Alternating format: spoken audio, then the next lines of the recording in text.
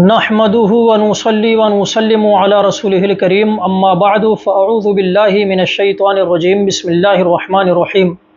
برادران اہل سنت اپنی حاجت اور ضرورت میں اللہ کے نیک بندوں کو انبیاء کرام علیہم السلام یوں ہی اولیاء کرام کو وسیلہ بنانے کی چند صورتیں ہیں۔ پہلی صورت تو یہ ہے کہ ڈائریکٹ اس بزرگ سے کہا جائے کہ اے اللہ کے پیارے، آپ اللہ کے محبوب بندے ہیں، میری اس حاجت کو پوری فرما دیں یا میرے اس کام کو پورا فرما دیں۔ تو یہ پہلا طریقہ ہے۔ وہابیہ دیابنا کے نزدیک یہ پہلا طریقہ ناجائز و حرام بلکہ کفر و شرک ہے، حوالہ میں بعد میں پیش کر رہا ہوں۔ اور دوسرا طریقہ یہ ہے کہ اس بزرگ کی قبر سے دور ہو کر کے کوئی پکارے اور کہے کہ اے بزرگ، آپ خود اللہ تبارک و تعالیٰ سے دعا کیجئے کہ اللہ تبارک و تعالیٰ میری اس حاجت کو پوری فرما دے، میرے اس کام کو پورا فرما دے۔ تو یہ طریقہ بھی وہابیہ کے نزدیک ناجائز ہے بلکہ شرک ہے۔ اور تیسرا طریقہ یہ ہے کہ بزرگ کی قبر کے پاس جا کر کے کوئی کہے کہ اے بزرگ، اے اللہ کے بندے، آپ اللہ تبارک و تعالیٰ سے دعا کیجئے کہ اللہ تعالیٰ میرے اس کام کو پورا فرما دے۔ تو یہ بھی طریقہ وہابیہ کے نزدیک درست نہیں ہے۔ اور چوتھا طریقہ یہ ہے کہ اللہ تبارک و تعالیٰ سے کہا جائے یا اللہ فلاں بزرگ کے واسطے سے وسیلے سے میرے اس کام کو پورا فرما دے۔ تو یہ طریقہ بھی وہابیہ کے نزدیک درست نہیں ہے۔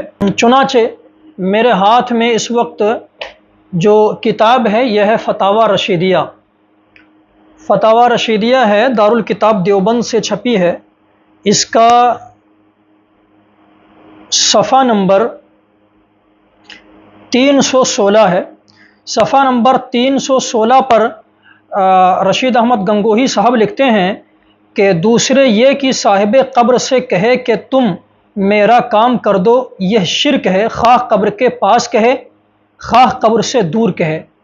تو دیکھیں، یہ پہلے طریقے کو انہوں نے شرک کہا، یعنی بزرگ سے ڈائریکٹ کہا جائے کہ آپ میرے اس کام کو کر دو، اس طریقے کو انہوں نے شرک کہا۔ فتاوی رشیدیہ ہے، صفحہ نمبر 316 ہے۔ اب اس کا دوسرا طریقہ کیا ہے کہ بزرگ سے کہا جائے کہ آپ دعا کر دو، دور سے کہا جائے، تو اس کو بھی یہ ناجائز اور شرک کہتے ہیں۔ چنانچہ میرے ہاتھ میں جو کتاب ہے یہ کتاب ہے تقویۃ الایمان، فرید بک ڈیپو سے چھپی ہے۔ اس کا صفحہ نمبر 56 اور 57 ہے۔ صفحہ نمبر 56 پر لکھتے ہیں اسماعیل قتیل دہلوی صاحب کہ یہ جو بعض لوگ اگلے بزرگوں کو دور دور سے پکارتے ہیں اور اتنا ہی کہتے ہیں کہ یا حضرت تم اللہ کی جناب میں دعا کرو کہ وہ اپنی قدرت سے ہماری حاجت روا کرے، اور پھر یوں سمجھے کہ ہم نے شرک نہیں کیا اس واسطے کہ ان سے حاجت نہیں مانگی بلکہ دعا کروائی ہے، سو یہ بات غلط ہے۔ اس واسطے کی اس مانگنے کی راہ سے شرک ثابت نہیں ہوتا لیکن پکارنے کی راہ سے ہو جاتا ہے۔ یعنی بزرگ سے دعا کروانا دور سے، یہ بھی ان کے نزدیک شرک ہے۔ تو یہ دوسرا طریقہ ہے جس کو اسماعیل قتیل دہلوی صاحب نے شرک قرار دیا۔ اور تیسرا طریقہ یہ تھا کہ قبر کے پاس جا کر کے اور بزرگ سے کہا جائے کہ آپ دعا کر دو اللہ تعالیٰ سے۔ تو اس تیسرے طریقے کو بھی یہ لوگ صحیح نہیں مانتے ہیں۔ چنانچہ میرے ہاتھ میں جو کتاب ہے فتاوی رشیدیہ، پھر سے کھولا ہوں، صفحہ نمبر 316 ہی ہے۔ کہتے ہیں کہ تیسرے یہ کہ قبر کے پاس جا کر کہے کہ اے فلاں تم میرے واسطے دعا کرو کہ حق تعالیٰ میرا کام کر دیوے۔ اس میں اختلاف علماء ہے۔ مجوز سماع موتا اس کے جواز کے مقر ہیں اور مانعین سماع منع کرتے ہیں، سو اس کا فیصلہ اب کرنا محال ہے۔ تو جب اس کا فیصلہ کرنا محال ہے کہ ناجائز ہے یا جائز ہے، تو اب پھر یہ قابل عمل تو نہ رہا، چونکہ اس کا فیصلہ کرنا ہی محال ہے۔ تو اب ان کے نزدیک جو ہے یہ تیسرا طریقہ بھی درست نہ رہا۔ اور چوتھا طریقہ کہ اللہ تبارک و تعالیٰ سے کہا جائے کہ اللہ فلاں بزرگ کے واسطے سے میرا کام کر دے، تو یہ بھی ان وہابیوں کے نزدیک درست نہیں ہے۔ چنانچہ میرے ہاتھ میں کتاب تقویۃ الایمان ہے، اس کا صفحہ نمبر 41 ہے۔ اسماعیل قتیل دہلوی صاحب لکھتے ہیں اور یہ یقین جان لینا چاہیے کہ ہر مخلوق بڑا ہو یا چھوٹا، وہ اللہ کی شان کے آگے چمار سے بھی ذلیل ہے۔ یہاں پر لکھتے ہیں تو ہر مخلوق بڑا ہو یا چھوٹا، چاہے وہ نبی ہو چاہے وہ ولی ہو، ہر مخلوق کو انہوں نے کہا کہ وہ اللہ کی شان کے آگے چمار سے بھی زیادہ ذلیل ہے۔ تو آپ خود ہی یہ بات سوچیں کہ کیا اللہ تبارک و تعالیٰ کی بارگاہ میں چمار کو وسیلہ بنانا یہ جائز و درست ہے؟ ہرگز نہیں ہے۔ تو یہ تو ہر مخلوق کو چمار سے بھی بدتر کہتے ہیں، چمار سے بھی زیادہ ذلیل کہتے ہیں، تو پھر انبیاء اور اولیاء کا واسطہ اللہ کی بارگاہ میں پیش کرنا کیوں کر درست ہو سکتا ہے؟ نیز وہابیہ کا جو ہے وہ عقیدہ، یہ خود دیوبندی مانتے ہیں کہ وہابیہ کا جو عقیدہ ہے وہ وسیلے کے حوالے سے یہی ہے کہ انبیاء اور اولیاء کو وسیلہ بنانا یہ درست نہیں ہے، ناجائز ہے۔ چنانچہ میں وہابیوں کی کتاب کھولا ہوں، شہاب ثاقب دیوبندی کی کتاب، یہ میر محمد کتب خانہ آرام باغ کراچی سے شائع ہوئی ہے۔ اس کا صفحہ نمبر 57 ہے، PDF کی شکل میں ہے۔ کہتے ہیں کہ ان کے نزدیک، یعنی وہابیہ کے نزدیک، ان کے نزدیک توسل انبیاء علیہم السلام جائز نہیں، اولیاء سے تو درکنار، پھر الفاظ بحق فلاں کا استعمال اور بھی زیادہ ان کے یہاں مکروہ ہے۔ تو یہ دیکھیں، کہہ رہے ہیں کہ صاف کہہ رہے ہیں کہ وہابیوں کے نزدیک جائز نہیں ہے وسیلہ۔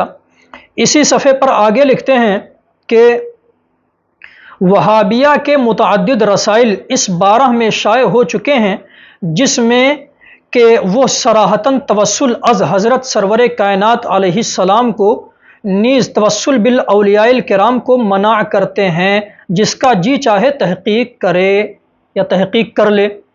تو انہوں نے مانا ہے کہ وہابیوں کا یہی عقیدہ ہے کہ انبیاء علیہم السلام کو وسیلہ بنانا یہ جائز نہیں ہے، یعنی چوتھا طریقہ بھی جائز نہیں ہے۔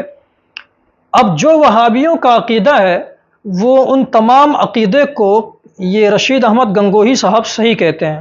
تو جب صحیح کہتے ہیں تو گویا ان کے نزدیک بھی یہ وسیلہ والا عقیدہ صحیح ہے وہابیوں کا۔ چنانچہ فتاوی رشیدیہ میں لکھتے ہیں صفحہ نمبر 375 پر، یہاں سوال ہوا ہے کہ عبد الوہاب نجدی کیسے شخص تھے؟ جواب: محمد بن عبد الوہاب کو لوگ وہابی کہتے ہیں، وہ اچھا آدمی تھا، سنا ہے کہ مذہب حنبلی رکھتا تھا اور عامل بالحدیث تھا، بدعت و شرک سے روکتا تھا۔ تو یہ اس کو اچھا آدمی قرار دیتے ہیں اور بدعت و شرک سے روکنے والا قرار دیتے ہیں۔ اور اسی صفحے پر لکھتے ہیں کہ محمد بن عبد الوہاب کے مقتدیوں کو وہابی کہتے ہیں، ان کے عقائد عمدہ تھے اور مذہب ان کا حنبلی تھا۔ تو ان کے عقائد عمدہ تھے یعنی اچھے تھے وہابیوں کے عقائد۔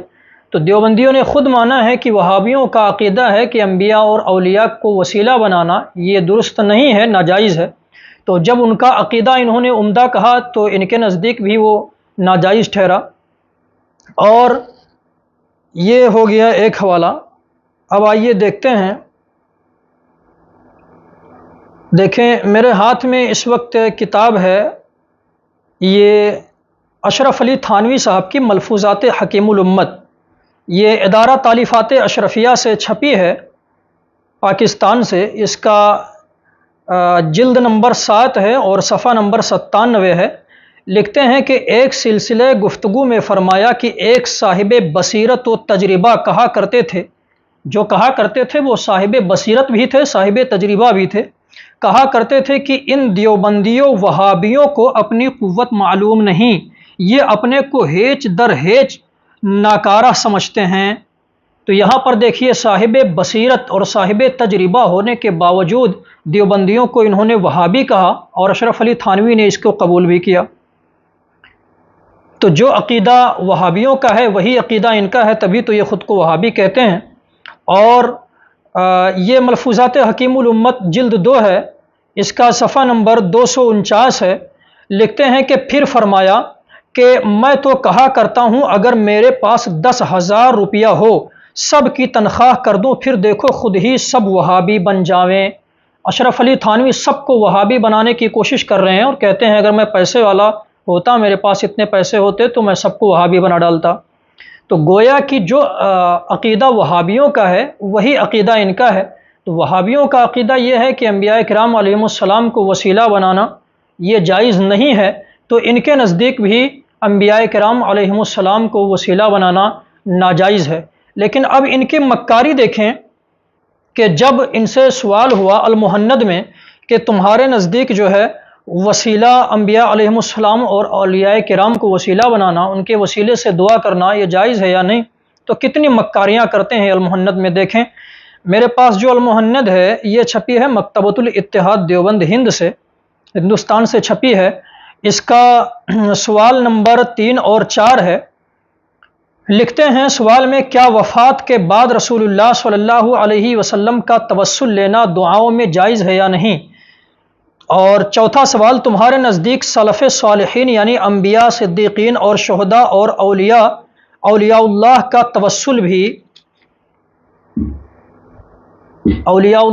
توسل بھی جائز ہے یا نہیں؟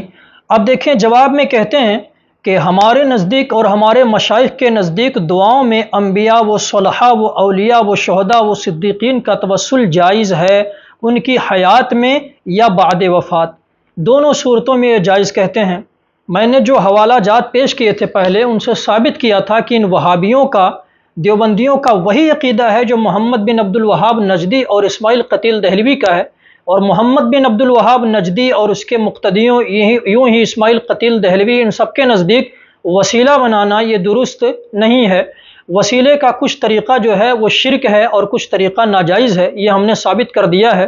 لیکن جب ان سے سوال ہوا تو کتنی بڑی مکاری اور فراڈی ان لوگوں نے المہند میں کی، اور صاف کہہ دیا کہ ہمارے نزدیک جو ہے دنیاوی زندگی کی حالت میں اور بعد وفات دونوں صورتوں میں وسیلہ بنانا یہ جائز ہے۔ یہ ہے وہابیوں کی مکاری جو ان لوگوں نے المہند میں کی ہے۔ وما علینا الا البلاغ المبین۔ السلام علیکم ورحمۃ اللہ تعالی وبرکاتہ۔